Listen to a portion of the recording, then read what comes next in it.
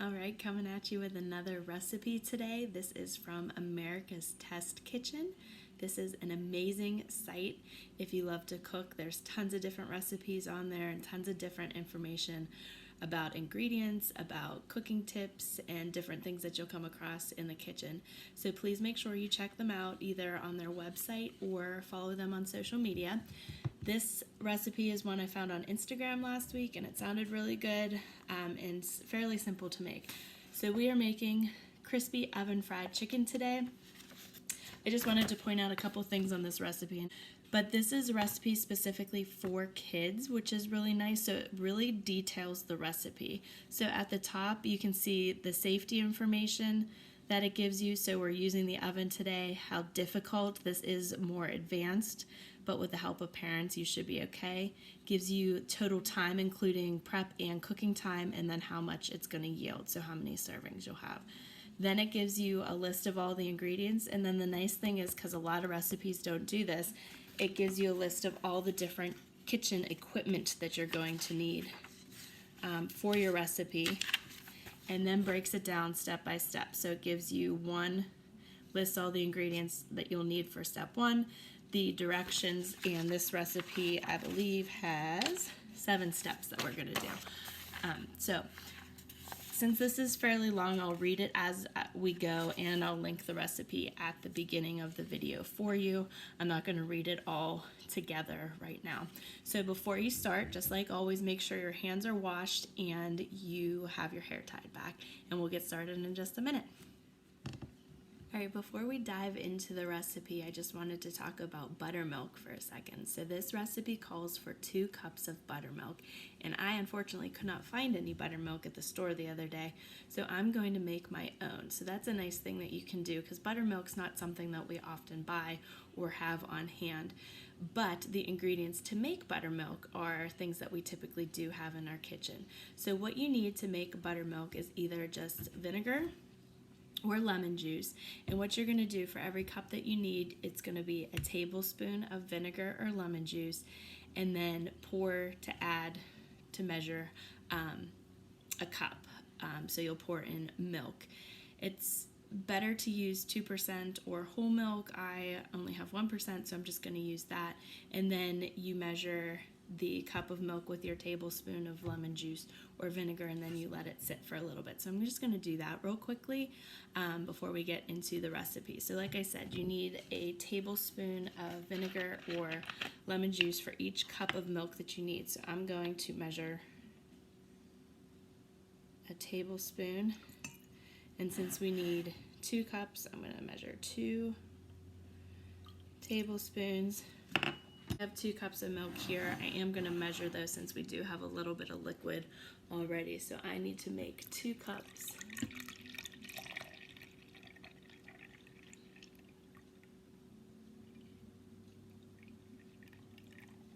of milk. So I do have a little bit left over.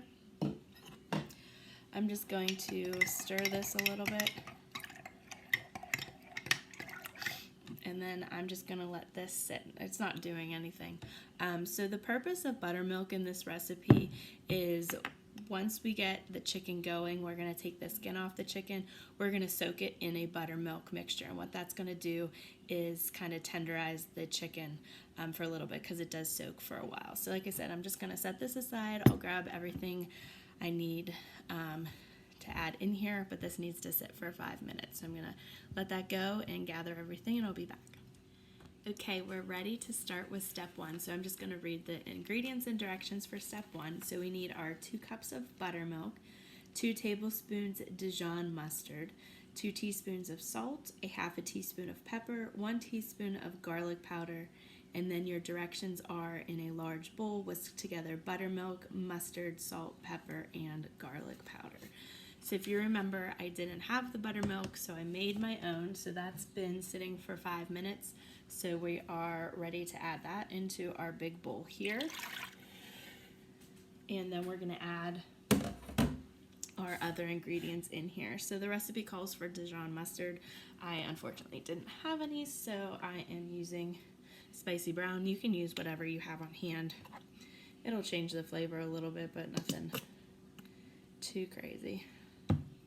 So we're gonna get 2 teaspoons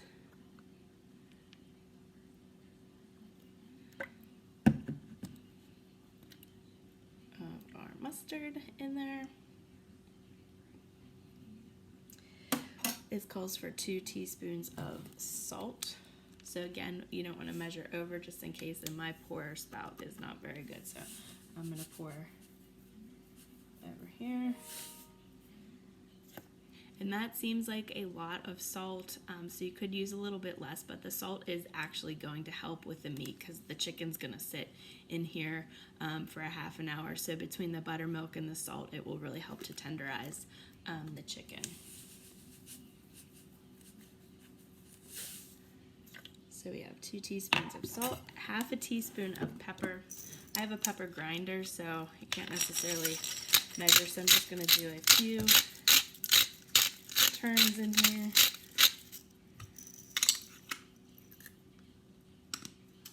You can kind of see it sprinkled in there, and then a teaspoon of garlic powder. So I'm just gonna scoop in a little low on garlic powder too. Pour over the sink, actually. Put that in. And then you're simply just going to take your whisk, turn your bowl a little bit to the side,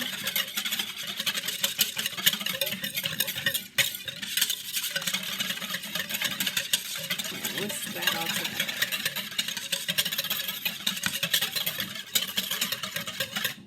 Remember, with a whisk, you're kind of incorporating air. That's why it's getting foamy. You don't want to just stand here and stir it. That's not going to do anything. So we're going to whisk it. That's good. And we're going to set this aside, and we'll be ready for step 2. All right, so step 2 has to do with our chicken. So step 2 calls for 3 pounds bone-in chicken pieces. You can use split breast, drumsticks, and or thighs. When I went shopping, Aldi's had these drumsticks, so that's what I'm going to use. And you're going to, with this step, take the skin off of the chicken. So the directions say to use a paper towel to grasp skin on one piece of chicken, then pull off and discard. Repeat with the remaining pieces, and then we're going to add the chicken to our buttermilk mixture, turn to coat, making sure you wash your hands after because we are dealing with raw chicken. And then we're going to cover it and refrigerate for at least 30 minutes, or you could refrigerate it overnight if you wanted to kind of do this process ahead of time. So we are going to take our drumstick here. You can see, so this part here is your skin. So you're going to kind of take that off. So it says you can grasp it with the paper towel if you want. I'm actually just going to pull it off this way. Oh, maybe not. Maybe we do need that paper towel. Kind of gives you a grasp. You can just pull it. That's easier. They must know what they're talking about. So then we have the chicken, and we can just discard it.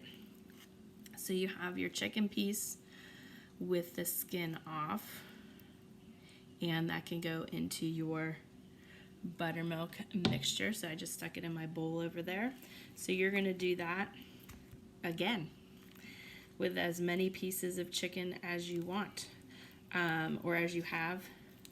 Just kind of loosen it. I know some of you are watching this thinking how gross this is, so I know this is not for everybody to do. I totally get it, because it's a weird thing to do. You could do this recipe with boneless, skinless chicken breasts. These pieces tend to be a little bit more cost effective, but you could use it and then just cut the chicken breast into smaller pieces. So you can make chicken nuggets out of it, or you could do the whole thing. So I'm going to stop and do the rest of this, and I'll be back. Okay, so I have removed the skin from all of the pieces of chicken, so now everything's in my bowl. I'm going to grab a spoon so I can stir and coat all of these, and then this sits for 30 minutes and just lets the chicken kind of soak in there for a little bit. Hopefully you guys were able to take the skin off your chicken. I will say that that is the first time I've ever done that, so I'm learning something new today too. I think I would much prefer just already buying the skinless chicken breast and using that. But it's always nice to learn how to do new things and learn new recipes, so I'm enjoying this as we go. So like I said, I'm just gonna make sure that all of these pieces get coated, and then this will sit for 30 minutes and I'll be back with the next step. Okay, so now that the chicken is in the fridge marinating for half an hour, I'm gonna whip up the breading for the chicken. So the recipe calls for 4 cups of cornflakes, a teaspoon of poultry seasoning, which I'll get to when we get there, but I don't have that, so I'm gonna have to substitute, and a teaspoon of paprika. So the first thing is you need a bag. A Ziploc bag would be ideal because then you can seal it. Don't have a big Ziploc bag, so we are making use with what we have and being resourceful.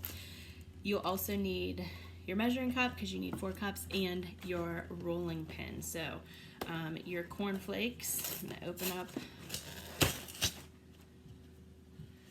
the cornflakes here. Make sure your hands are washed. So I've washed mine multiple times at this point. So we have our bag. I'm gonna do 1 cup at a time. Cornflakes in there. So I have another big bowl to put the cornflakes in. So I have a cup in here. All I'm gonna do is carefully crunch them. I'm gonna take my rolling pin and just the pin.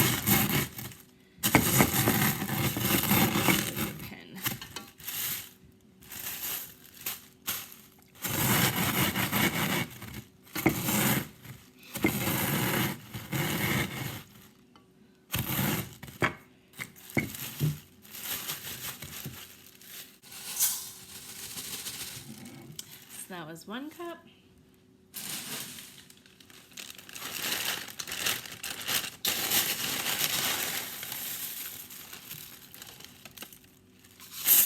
I'm going to put 2 cups in here. That was pretty easy to manage.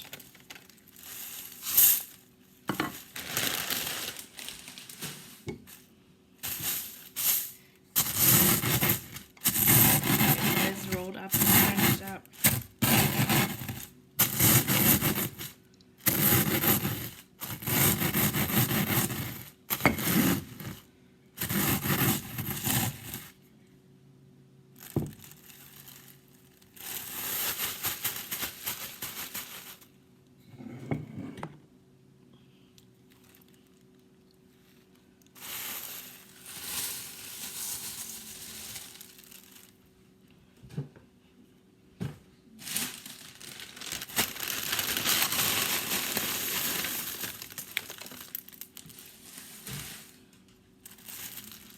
And there's our 4th cup.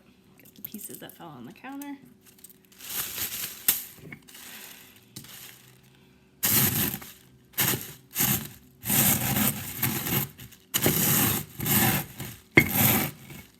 Alright. Now we're going to add that into our bowl. Okay, so in my bowl we have our ground up cornflakes. I'm going to add a teaspoon. The recipe calls for poultry seasoning. I have something a little bit different. It's from Pampered Chef. Your parents might have some of this. Herbes de Provence. Not exactly the same, but it will do. So you can use really any seasoning that you want in there. So let me just grab my teaspoon and I'll be right back.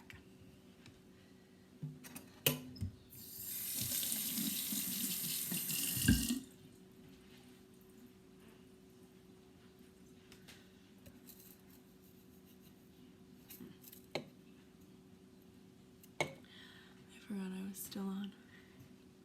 Alright, so we're going to pour our teaspoon in. I'm going to do it over the sink just in case I pour too much.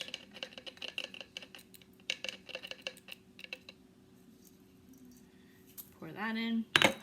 And then also a teaspoon of paprika goes in there as well. Like I said, so you can use any spices that you have on hand. It doesn't have to be anything fancy. It's still going to taste good. So even if you just have, Even if you didn't add any spices to it, that would probably be okay. But you could probably even throw in some Parmesan cheese or something too if you needed something to add if you didn't have any. So I'm just going to get a spoon to mix this up. And then our breading will be ready. This is what we're going to dip the chicken in after it's done out of the refrigerator. So I think I have about 15 minutes left on that.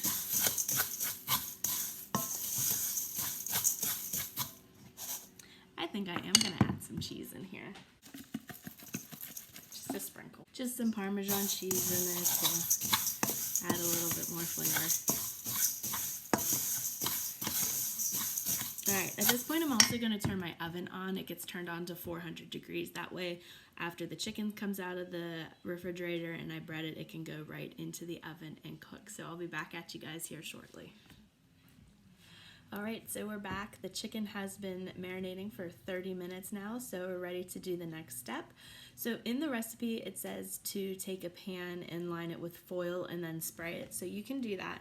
I have this stoneware pan from Pampered Chef though, and I don't have to line that. So this is what I'm going to use today, but you can most certainly line whatever pan you have with aluminum foil and then spray it. So what we're going to do is we're going to take our chicken, we're going to stick it in our corn flakes, coat it, and then set it on here, and then it'll be ready to go into the oven. Sorry, that was a little loud.